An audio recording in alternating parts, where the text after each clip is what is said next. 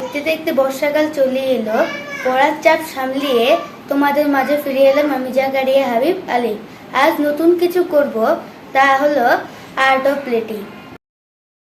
Art of plating বানানোর জন্য প্রথমে একটি ছুরি নেবেন এবং তারপর একটি চপার নেবেন, তারপর নিজের ইচ্ছে মতো শেপ দিবেন। শসা সেলার জন্য একটি পিলার নেবেন, একটা ছুরি নেবেন, ইচ্ছে মতো শেপ দিবেন এবং সামনে ঈদ আসে, আপনি গরুর মাংস দিয়ে একটি কিউকাম্বার দিয়ে আর্ট অফ প্লেটিং করতে পারেন। বন্ধুরা, আমরা তো শসা বিভিন্নভাবে খেয়ে থাকি, কিন্তু মাংস সাজানোর সময় যদি আমরা শসাকে আর্ট অফ প্লেটিং করি তাহলে কীভাবে কেমন হয়।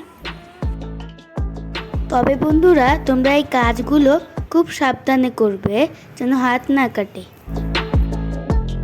আমি জাকারিয়া হাবিব, সামনে ঈদ আসছে, অগ্রিম ঈদ মুবারক এবং ঈদের শুভেচ্ছা নিও।